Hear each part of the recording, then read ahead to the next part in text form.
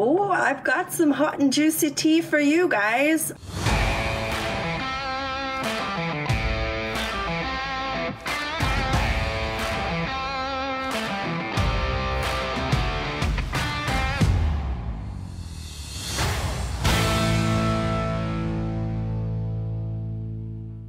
Welcome back to Northern Perspective, everyone. I'm Cypher. And I'm Fox. As most of you know, we have been predicting a spring election for months now, and we were tipped off by some of our members of some juicy evidence that dropped by Michelle Rumpel-Garner's desk. But before we get to that, we wanted to present our case as to why we are convinced that an election is coming in the spring of 2024. Exhibit A, an inside source. So back in the spring of 2023, we had just launched the channel in January and we're actually discussing it with our MP. And he had told us that not to worry, we suspect that there's going to be election before spring of 2024. And he also said that the NDP caucus was not happy with Jagmeet. And they were, concerned about their seats. And our MP said that basically the parties were essentially openly talking that an election was coming. And they thought, as Fox said, that it was going to be either the fall of 2023 or spring of 2024. So this was our first real hard piece of evidence that an election was coming. And we did do a video about this back in May, but it really got us thinking and kind of changed our mindset for watching the political landscape over the next few months. Exhibit B, the pharmacare fantasy. So as all of you know, there is a supply and confidence agreement between the NDP and the Liberals.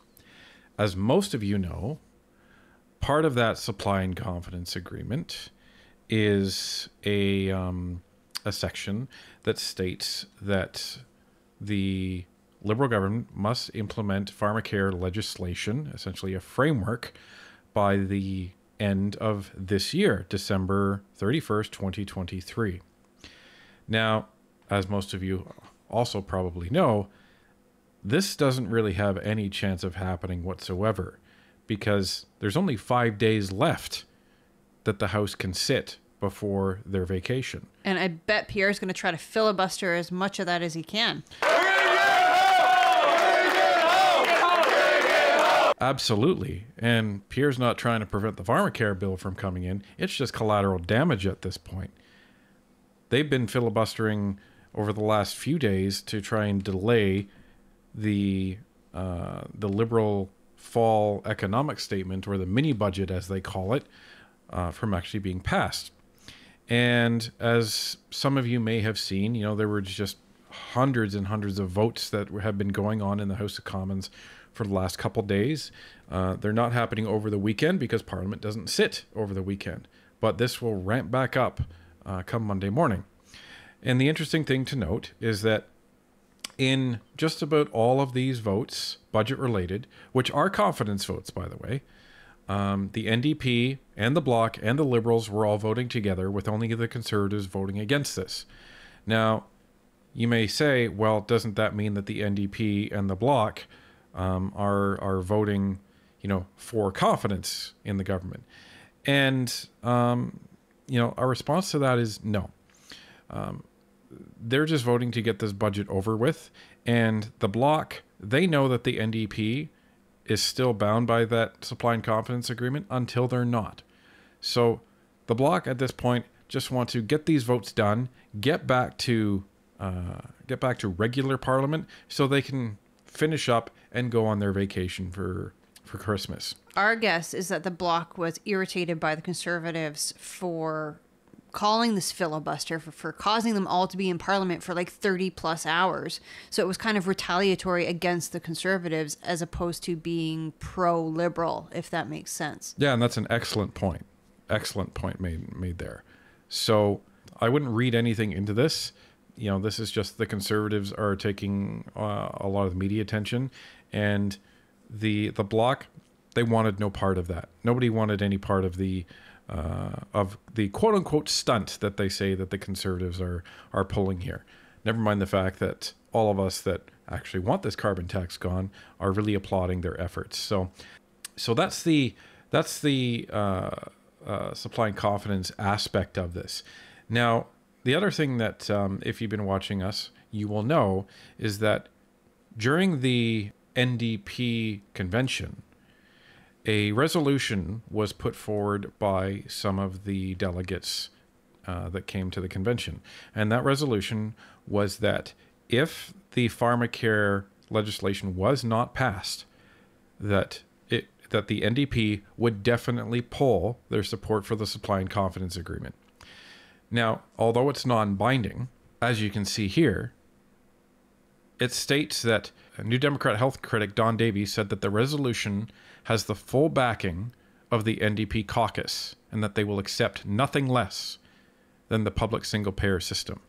And if you've been listening to us for a while, you know why we say that's impossible. The insurance companies in this country make bank on things like pharmacare. So there is no way they're going to let that go because the NDP wants the government to pay for it instead. And they would essentially have to transform the entire insurance industry in Canada. The insurance industry is not going to let that happen without a really long and big fight. So this isn't going to happen. And this is going to be what we think Jagmeet is hanging his hat on when he stands up and he says, well, they're not delivering pharmacare for Canadians, so therefore, I have no confidence in this government, et cetera, et cetera. So that is the pharmacare fantasy.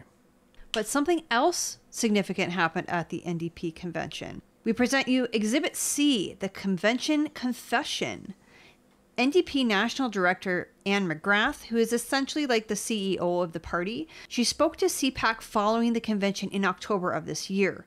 This is exactly what she had to say when she was questioned about the election. If the supply and confidence agreement holds, we're not looking at another election for another couple of years. But if things change, how election ready are you? Are you now in election mode? We're definitely in election mode. We're nominating candidates, we're raising money, we're knocking on doors, we're getting ready to put forward a full slate of candidates and have a fully funded campaign, and the work is happening right now. If the NDP weren't keen on having a spring election, why would they be, quote unquote, getting ready right now? And that's the question. And there was no pause from her. It was a really rapid response, very clean, and something that it sounds like, she was very prepared to answer. So, the NDP made no bones about it. Yeah, we're in election mode. We're getting all of our candidates ready right now. Another thing that the NDP is, I suppose you could say, getting ready is they had borrowed, I believe it was $2 million for their last election, and that's scheduled to be paid off this spring.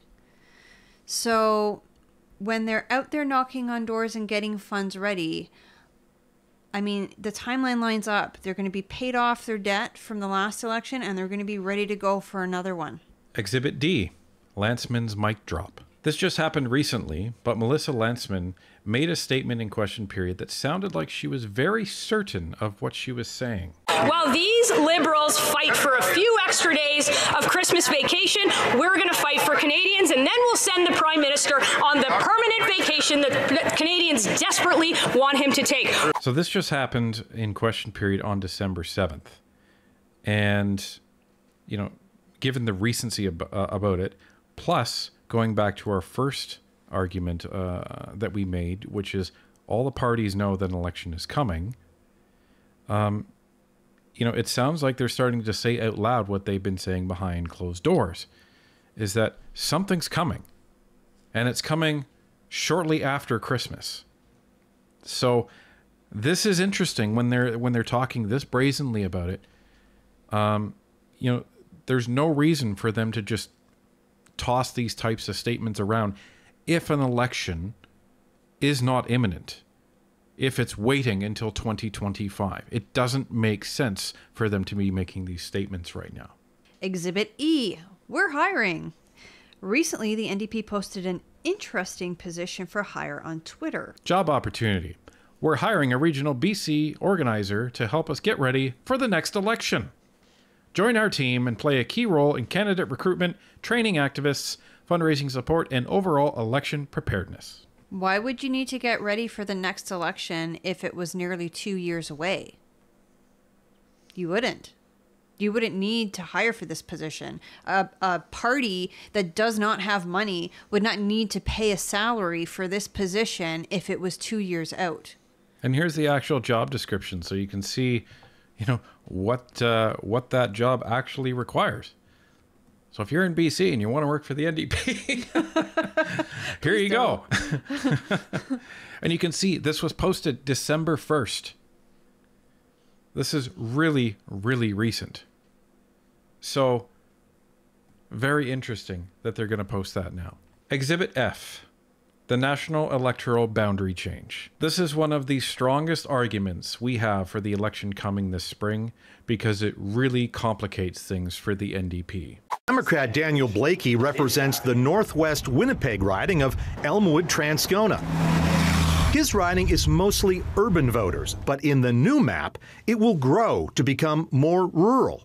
Blakey doesn't think that makes sense. I think it is a reasonable goal of the redistribution process to try and have urban ridings and rural ridings without the split where possible. But in fact, the new rural part of his riding tends to vote conservative, and that means the new riding boundaries will make it harder for a new Democrat like Blakey to win. There are lots of ridings like that across the country, right on the boundaries of cities. Generally speaking, those that become more rural become more conservative, and those that become more urban tend to lean Liberal or NDP. I would like to thank the good people from the city of Victoria. Liberal 𝘨𝑒𝘨 Baptiste, he's not worried about losing Liberal voters. He's upset the Commission split up Indigenous communities in his Nova Scotia riding. The only place that was suggested that they remove from that riding was the largest Mi'kmaq community of 5,000 voters, the community that is my home. The commissions are supposed to draw boundaries to keep together what are called communities of interest. Basically groups, identities that are relevant to people. It could be urban versus rural. It could be linguistic minorities.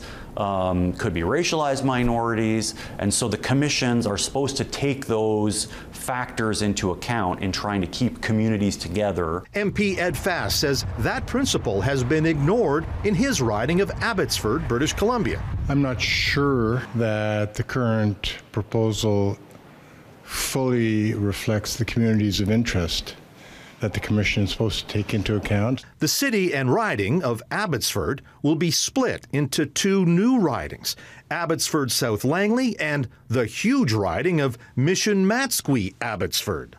Now, the commissions that are redrawing these maps, they are not allowed to consider how people vote, but I'll tell you, the politicians do. And they say the way the ridings have been redrawn, combined with the fact that Alberta is getting 3 new seats, well, that adds up to a new electoral playing field likely to favor the Conservatives. And there you have it.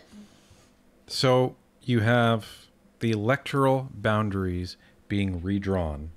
And for those interested, you can actually see that on this map. So this map is an interactive map. You can enter in your address or electoral district, and it will take you to it to show you what it looks like. So this is the map of Canada, and this is what the boundaries look like today. And now this is what it looks like when the new boundaries take effect next spring. So you can see very clearly that there are a lot of changes across the country.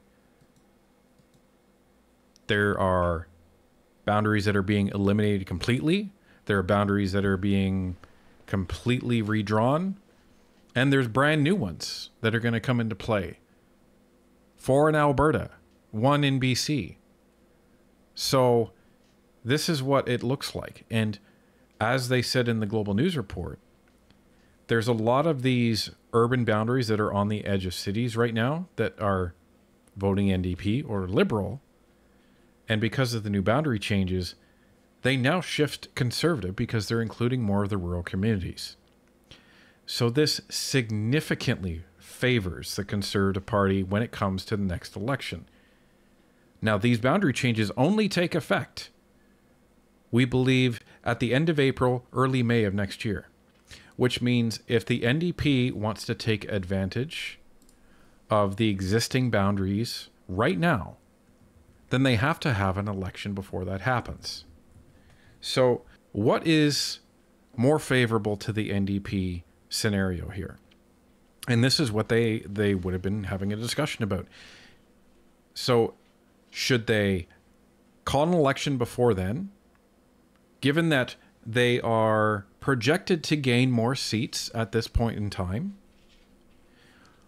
Or do they wait, with the obvious likelihood of those polls going down, because the longer they prop up this Liberal government, the longer that they are going to be attributed with the same blame as the Liberals are.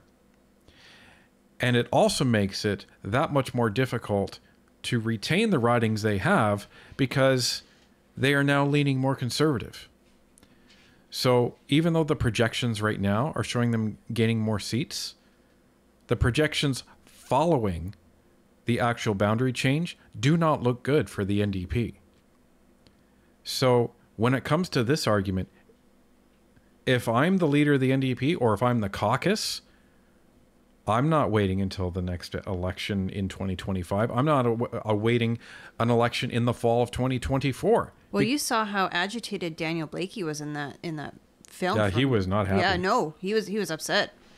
And a lot of the NDP members are like that, unless they're in, really downtown urban areas where their ridings are probably pretty secure.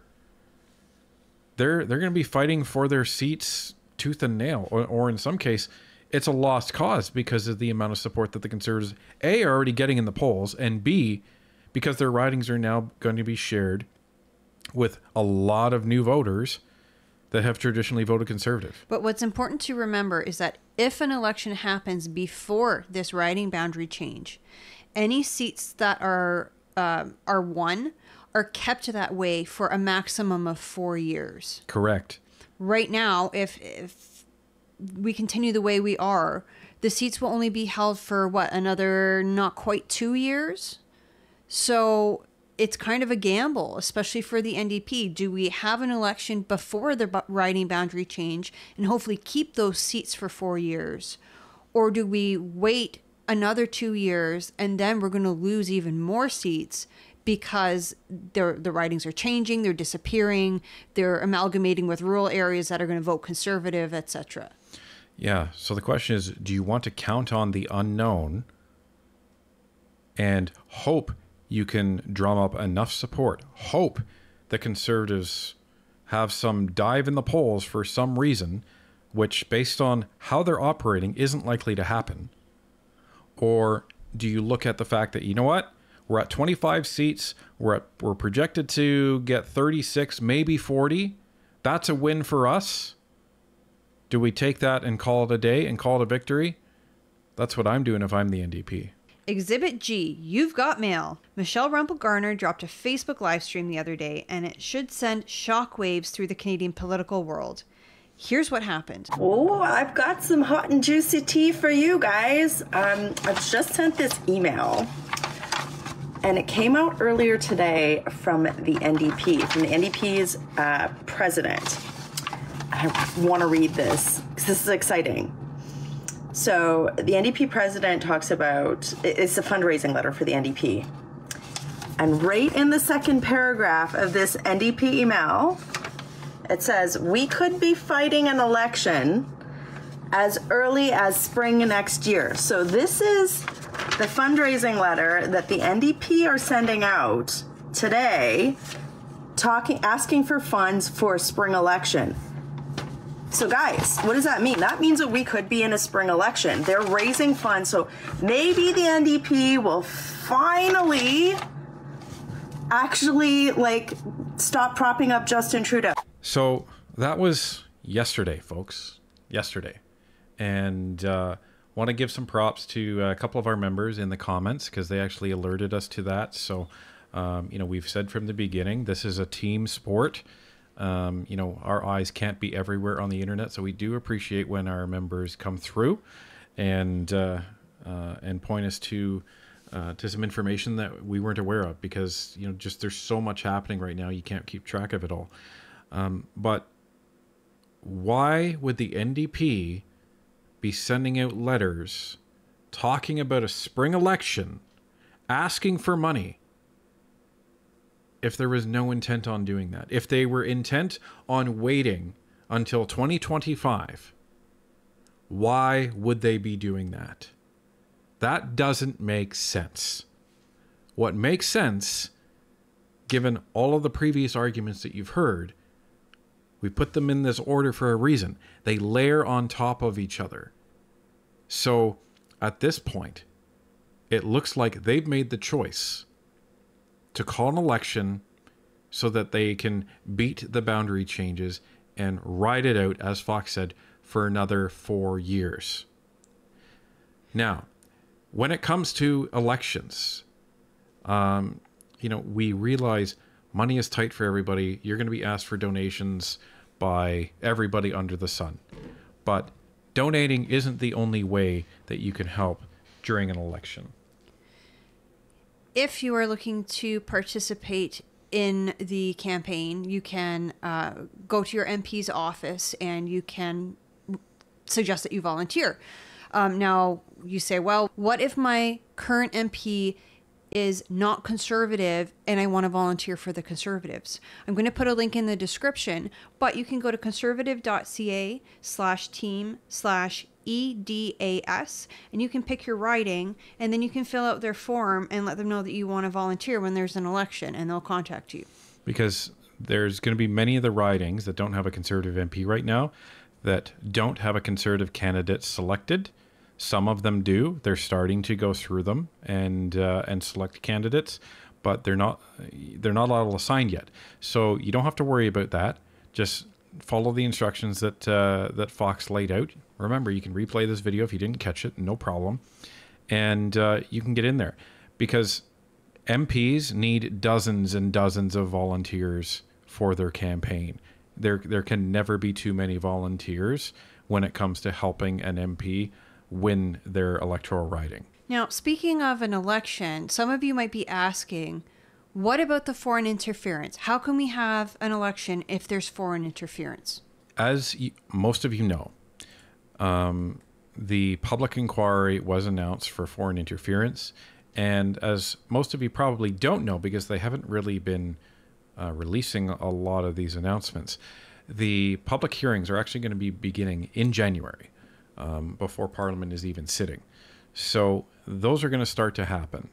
And then based on those initial sets of hearings, Justice Hogue is going to have an initial preliminary report due at the end of February.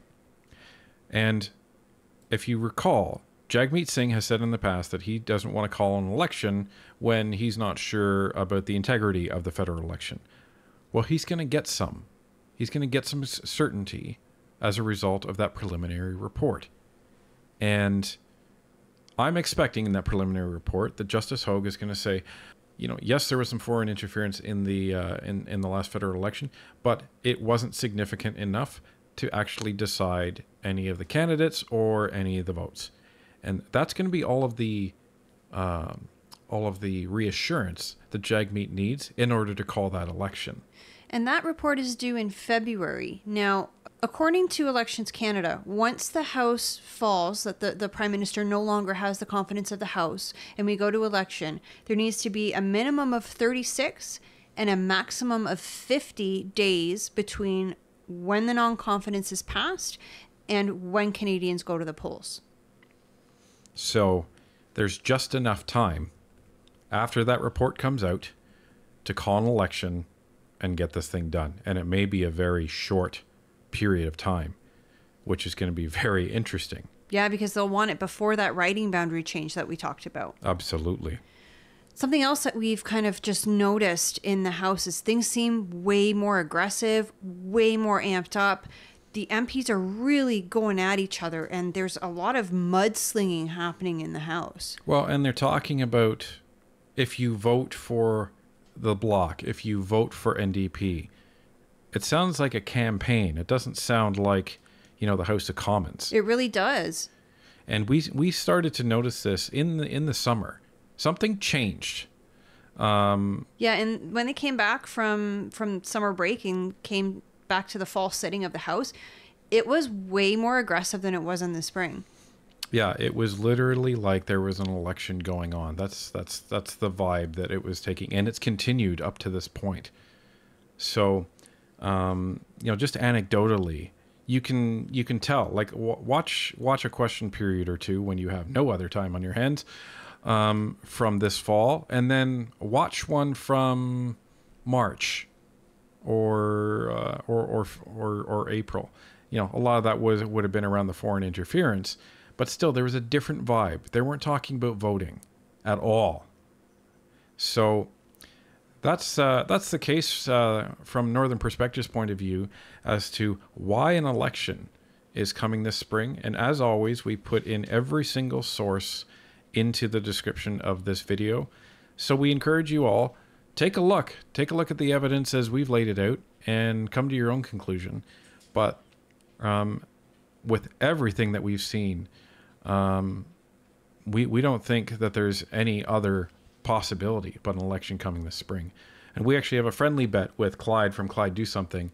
And initially he was pretty confident. He's like, no way there's going to be an election before 2025.